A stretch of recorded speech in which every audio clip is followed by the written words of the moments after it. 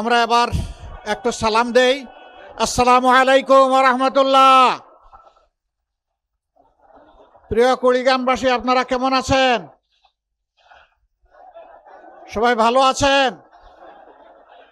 আলহামদুলিল্লাহ রাব্বিল আলামিন, ওয়াসসালাতু ওয়াসসালামু আলা রাসূলিহিল কারীম ওয়া আলা আলিহি ওয়া সাহবিহি ওয়া আহলি বাইতি আজমাইন। আসন্ন গণভোট এবং জাতীয় নির্বাচন উপলক্ষে আয়োজিত আজকের নির্বাচনী জনসভার সম্মানিত সভাপতি, সভামঞ্চে উপস্থিত 12টি দলের কেন্দ্রীয় এবং স্থানীয় নেতৃবৃন্দ, প্রিয় কুড়িগ্রামবাসী ভাই ও বোনেরা, শহীদ পরিবারের গর্বিত সদস্যবৃন্দ, জুলাই যোদ্ধাবৃন্দ, সাংবাদিক বন্ধুগণ, শৃঙ্খলার দায়িত্বে নিয়োজিত রাষ্ট্রের বিভিন্ন বাহিনীর সম্মানিত সদস্যবৃন্দ, আমি আল্লাহ তাবারক ওয়া তাআলার শুকরিয়া আদায় করছি। 5ই আগস্টের পর এটি এই মাঠে দ্বিতীয়বার আমার আসা। এর আগে এসেছিলাম বাংলাদেশ জামাতে ইসলামীর একটি একান্ত দলীয় কর্মসূচি, আমাদের কর্মী সম্মেলনে। এবারকার আশাটা একেবারেই পুরাপুরি জাতির প্রয়োজনে।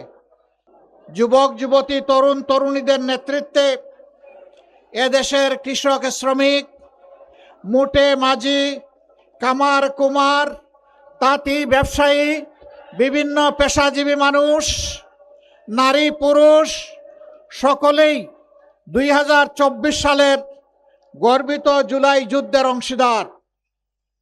আমি তাদের সকলের প্রতি অন্তরের অন্তঃস্থল থেকে গভীর কৃতজ্ঞতা জ্ঞাপন করছি। সেই সাথে উত্তরবঙ্গের প্রতি বিশেষভাবে আমি ধন্যবাদ এবং কৃতজ্ঞতা জ্ঞাপন করছি যে আপনাদেরই বুকের এক সন্তান, রংপুরের পীরগঞ্জের মেধাবী ছাত্র, বেগম রোকেয়া বিশ্ববিদ্যালয়ের ছাত্র ছিল আবু সাইদ, বুক পেতে বলেছিল, হয় আমাকে আমার অধিকার দে, না হয় আমাকে একটা গুলি দে। সে ডানা মেলে বলেছিল, বুকের ভিতরে তুমুল ঝড়, বুক পেতেছি, গুলি কর। মহান রবের শুকরিয়া, গুলি পিঠে নেয় নাই, পরপর 3টা গুলি বুকে নিয়েছে। এটি বীরদের পরিচয়। এখান থেকেই জুলাইয়ের আন্দোলন জ্বলে উঠেছিল। আপনারা বড়ই সৌভাগ্যবান, এই সন্তান।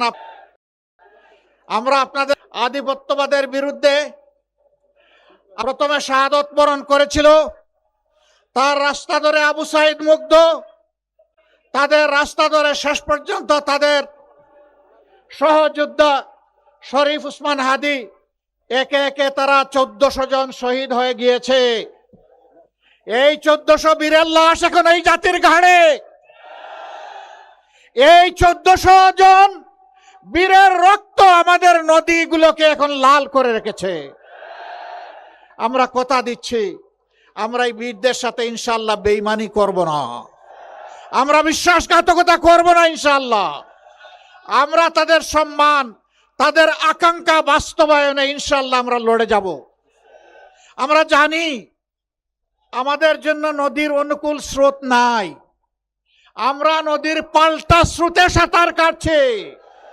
আমরা দমে যাব না ইনশাআল্লাহ, জাতিকে নিয়ে মুক্তির মঞ্জিলে।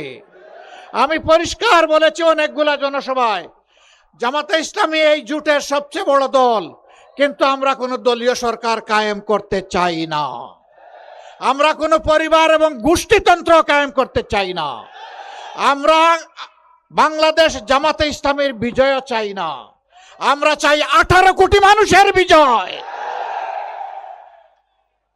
তিস্তা পার থেকে এই বিজয়ের আওয়াজ শুরু হয়েছে সারা বাংলায়। আলহামদুলিল্লাহ, এখন মুক্তির পক্ষে গণজোয়ার শুরু হয়েছে। এবারকার এই গণজোয়ার মানে 24-এর সেই আন্দোলনের তেজ। ওই আন্দোলনকে আমরা বুকে নিয়ে সামনে এগিয়ে যাব ইনশাআল্লাহ। এদেশের যুবক যুবতীরা যেমন লড়েছে, লড়ে যাবে, তাদেরকে দমানো যাবে না, থামানো যাবে না। মায়েদেরকে বিশেষ কৃতজ্ঞতা। এই আন্দোলন প্রথম জ্বলে উঠে 15ই জুলাই, যেদিন আমাদের কলিজার টুকরা মেয়েগুলার হাতে গায়ে হাত দিয়েছিল ঢাকা বিশ্ববিদ্যালয়ের সন্ত্রাসী গুন্ডারা, ওই রাতেই বাংলাদেশ জ্বলে উঠেছিল। এরপরে আমরা দেখেছি কামানের সামনে দাঁড়িয়ে আমাদের কলিজার টুকরা আরেক মেয়ে বলেছিল, পিছনে পুলিশ, সামনে কি বলেছিল? সামনে স্বাধীনতা। স্বাধীনতাকে বেছে নিয়েছি, প্রয়োজনে জীবন দেব। এরাই আমাদেরকে শক্তি জুগিয়েছিল। মা কুলের সন্তানরে রাস্তায় এসে বলেছিলেন, আমার এই 10 মাসের সন্তান নিয়ে এখানে হাজির হওয়ার মানে হচ্ছে আজকে সারা বাংলাদেশের রাস্তায় যে কোটি কোটি যুবক যুবতী নেমেছে, তাদেরকে বলা যে সন্তান আমাদের একটা নয়, তোমরা সবগুলো আমার সন্তান। সাংবাদিকরা বলেছিল, মুহুর্মুহু গুলি, একটার পর একটা লাশ, আপনি কেন অবুঝ বাচ্চা নিয়ে এখানে এসেছেন? তিনি বলেছিলেন, আমি শহীদ হতে এসেছি। মা তোমাকে সালাম। এই মুক্তির এই বাকে মাদের যেখানে এই অবদান, আমরা বড় ব্যথিত। মায়েরা আপনাদের কাছে লজ্জিত। একটি দল এবং তাদের লেলিয়ে দেওয়া কিছু কাণ্ডজ্ঞানহীন মানুষ আজকে বাংলাদেশের বিভিন্ন জায়গায় মা বোনদের, নারীদের গায়ে হাত দিচ্ছে। তারা হুমকি দিচ্ছে কাপড় খুলে নিবে এবং হিজাব পরে আসলে খুলে ফেলো। তারা বলছে এদেরকে ঠেকিয়ে দাও, যেখানে পাও ওদেরকে পিটাও। লজ্জা! এরা কি মায়ের পেট থেকে দুনিয়ায় আসে নাই? যদি মায়ের পেট থেকে এসে থাকে তাইলে মায়ের জাতির গায়ে হাত দেয় কিভাবে? এই ধরনের বেপরোয়া বেহায়া কথা বলে কিভাবে? মায়েরা বর পাবেন না, বয় আপনারা পান না আমি জানি, তারপরে আপনাদের সন্তান হিসেবে আমাদের দায়িত্ব আপনাদেরকে শক্তি সাহস যোগানো। আপনারা লড়ে যাবেন, চোখে চোখ রেখে কথা বলবেন। এটি আমার বাংলাদেশ। এই বাংলাদেশে আর কোনো জমিদার মেনে নেব না। এই বাংলাদেশ হবে ইনশাআল্লাহ জনগণের বাংলাদেশ।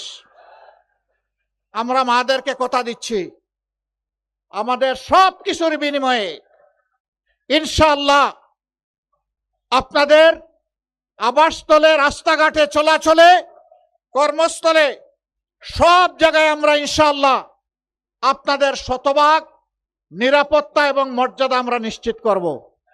এটি আমাদের 1 নম্বর অগ্রাধিকার। এই দেশে আমার মায়েদের কোনো নিরাপত্তা নাই। এই দেশ আমার হতে পারে না।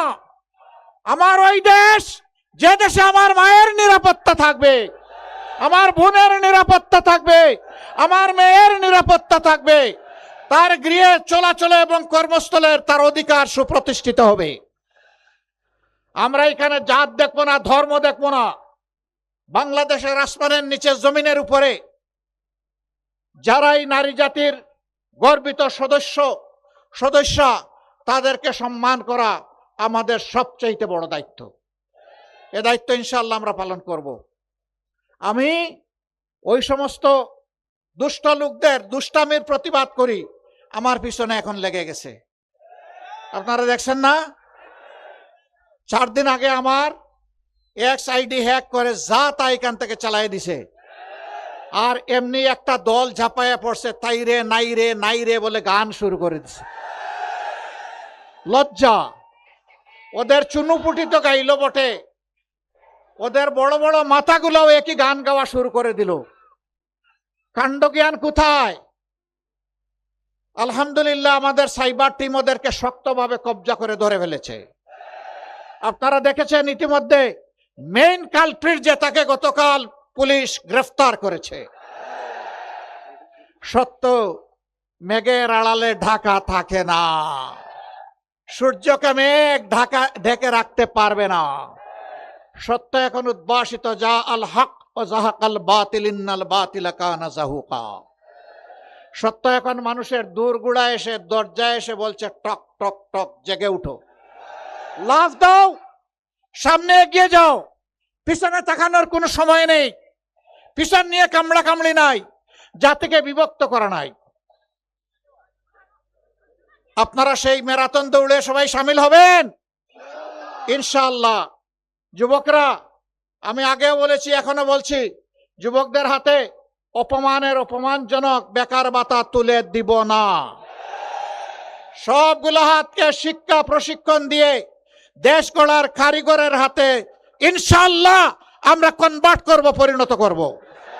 সেদিন কাজগুলা সবার ন্যায্য পাওনাগুলো হাতে দিয়ে বলবো, এগিয়ে যাও, এ দেশ তোমাদের, উড়োজাহাজের ককপিটে বসো, আমরা বসবো প্যাসেঞ্জার সিটে ইনশাআল্লাহ। সেই গতিতেই বাংলাদেশ সামনে এগিয়ে যাবে। সেই যুবক, সেই সাহস, সেই উদ্যম, সেই শক্তি আমি আজকে কুড়িগ্রামের এই মাঠে দেখতে পাচ্ছি। যুবকরা তৈরি হয়ে যাও, এই বাংলাদেশ তোমাদের হাতে তুলে দিচ্ছি ইনশাআল্লাহ। এই বাংলাদেশের ভার তোমরা বহন করতে রাজি আছো? মোবারকবাদ। এগিয়ে যাব, কেউ থামাতে পারবে না ইনশাআল্লাহ। বাধা মানবো না ইনশাআল্লাহ, বাধা মানবো না। কোনো বাধাই এবার জনতার বিজয় আর ঠেকিয়ে রাখতে পারবে না ইনশাআল্লাহ। এই কুড়িগ্রাম জেলার দুঃখ, তিনটি নদী বর্ষা আসলেই মানুষের বুক কাঁপতে শুরু করে। কার ঠিকানাটা চিরতরে বিলীন হয়ে যাবে।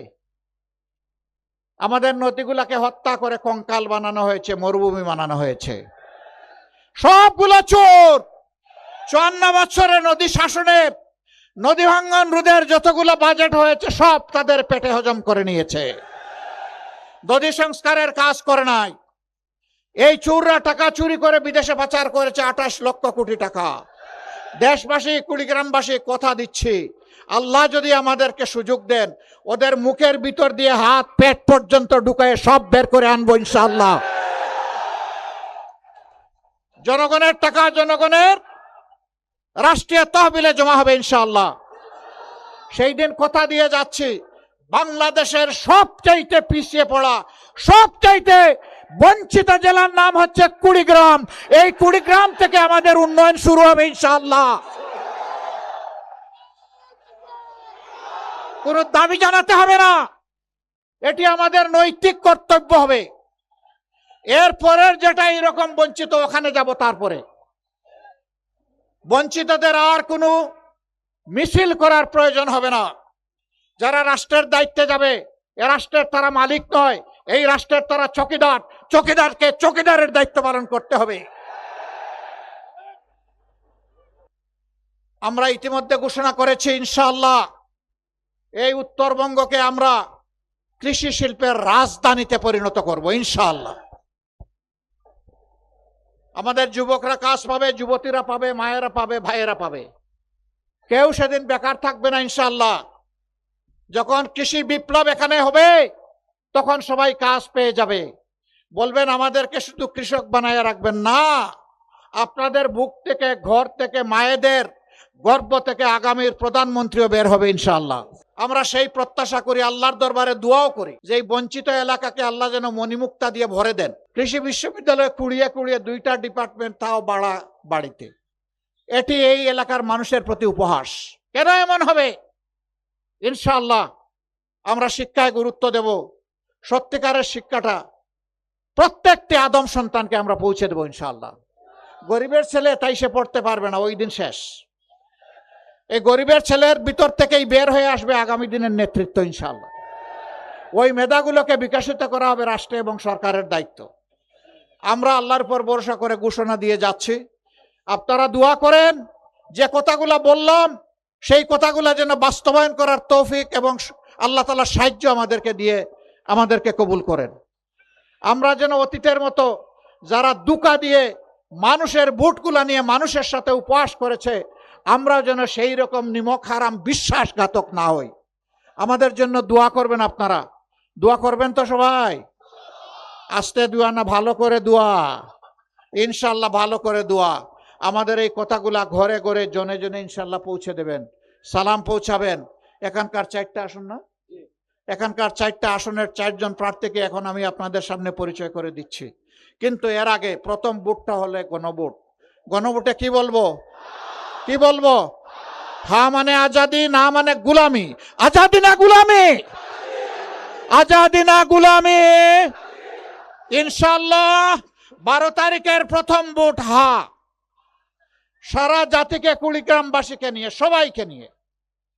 তারপরের ভোট সরকার গঠনের জন্য, ইনসাফ ভিত্তিক রাষ্ট্র কাঠামো গড়ে তোলার জন্য, বেইনসাফি দূর করার জন্য, বৈষম্য দূর করার জন্য, চাঁদাবাজদেরকে রুখে দেওয়ার জন্য, দুর্নীতিকে লাল কার্ড দেখানোর জন্য, মানবিক বাংলাদেশ কায়েম করার জন্য আমরা যে 12টি দল একত্রিত হয়েছি, তার পক্ষ থেকেই আজকে আমরা ইনশাআল্লাহ এখানে প্রতীকগুলো এখানকার যারা ক্যান্ডিডেট আগামী জাতীয় সংসদ নির্বাচনে সংসদ সদস্য পদপ্রার্থী এক এক করে তাদের হাতে তুলে দিচ্ছি। প্রথমে কুড়িগ্রাম 1। আমি একটা কৃতজ্ঞতা আদায় করতে ভুলে গেছি। ও ফেলানি, আল্লাহ তোমাকে জান্নাতবাসী করুন। আমি গিয়েছিলাম তার মা বাবার কাছে, তাদের চোখের পানি দেখে এসেছি। না, আমি তাদের চোখে পানি দেখি নাই, আমি রক্ত দেখে এসেছি। দোয়া করেন আর যেন ফেলানিদেরকে সেই রকম ঝুলতে না হয়। আমরা কথা দিয়ে যাচ্ছি বাংলাদেশের বন্ধু থাকবে, কিন্তু কোথাও কাউকে প্রভু মানব না, কোথাও কোনো আধিপত্যবাদের কাছে মাথা নত করবো না ইনশাআল্লাহ। এবার আসুন কুড়িগ্রাম 1। ও এখানে তো আপনারা বলেন নাই। জি ইনশাআল্লাহ খুব ভারী পাল্লা, বড় করে ধরতে হবে, উঁচিয়ে ধরতে হবে। প্রতীক আছে? কোন সে প্রতীক? জুড়ে সুরে, আরো জুড়ে। সারাদিন 12 তারিখ সকাল সন্ধ্যা ইনশাআল্লাহ বিজয় হবে। ইনশাআল্লাহ বিজয় মালা। ইনশাআল্লাহ। এ মানুষটাকে চিনেন? মায়া লাগে। ইনশাআল্লাহ দোয়া করবেন। তারপরে কুড়িগ্রাম 2 এনসিপির নেতা শাপলাকুড়ি আতিক মুজাহিদ, ডক্টর আতিক মুজাহিদ চিনেন সবাই? হাত উঁচু করো। এখানে শাপলাকলি আছে, কি আছে? ইনশাআল্লাহ 13 তারিখ থেকে এইটাই শাপলায় পরিণত হবে ইনশাআল্লাহ, প্রস্ফুটিত হবে। আরে ভাই মার্কা আছে?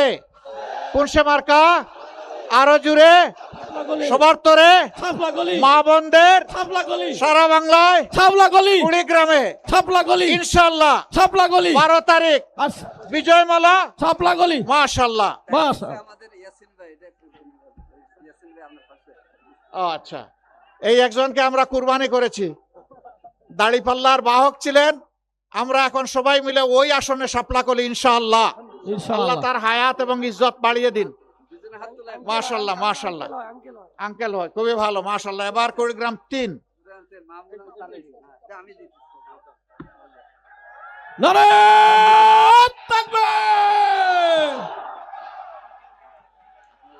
মাশাআল্লাহ, তকবীরটা একটু বড় হয়েছে, মানুষটা একটু লম্বা, আর আসছে বিলাত থেকে, তাও আবার নাগরিকত্বটা ফেলে দিয়ে আসে, এই জন্য তকবীর বড় হয়েছে, তাই না?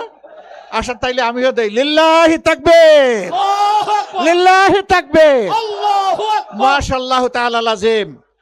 ইনসাফের প্রতীক। কি প্রতীক? ইনসাফের প্রতীক। প্রতীক আছে?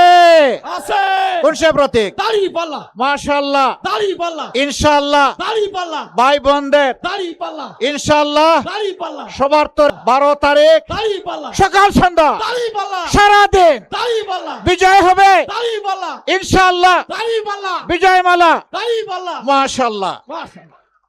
তারপরে কুড়িগ্রাম 4 মুস্তাফিজুর রহমান মুস্তাক ইনশাআল্লাহ।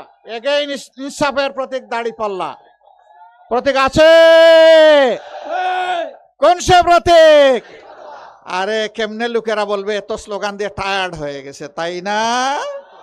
কোন সে প্রতীক? আরো জুড়ে, আকাশ বাতাস কাঁপিয়ে দাও ইনশাআল্লাহ, বিজয় হবে 12 তারিখ সকাল সন্ধ্যা বিজয় মালা। মাশাআল্লাহ। সবাইকে ধন্যবাদ। আসুন, এখান থেকে যে জোয়ার শুরু হবে, কোন জায়গা থেকে জোয়ার শুরু হবে? কুড়িগ্রাম থেকে জোয়ার শুরু হবে। এই জোয়ার গিয়ে লাগবে ইনশাআল্লাহ বঙ্গোপসাগরে। এই জোয়ার হবে ন্যায় এবং ইনসাফের পক্ষে। শেষ আওয়াজ দিয়ে বিদায় নিব মহান আল্লাহকে স্মরণ করে এগেইন লিল্লাহি তাকবীর আল্লাহু আকবার, লিল্লাহি তাকবীর আল্লাহু আকবার, ইনকিলাব ইনকিলাব জিন্দাবাদ জিন্দাবাদ, জিন্দাবাদ জিন্দাবাদ ইনকিলাব ইনকিলাব। ইনকিলাব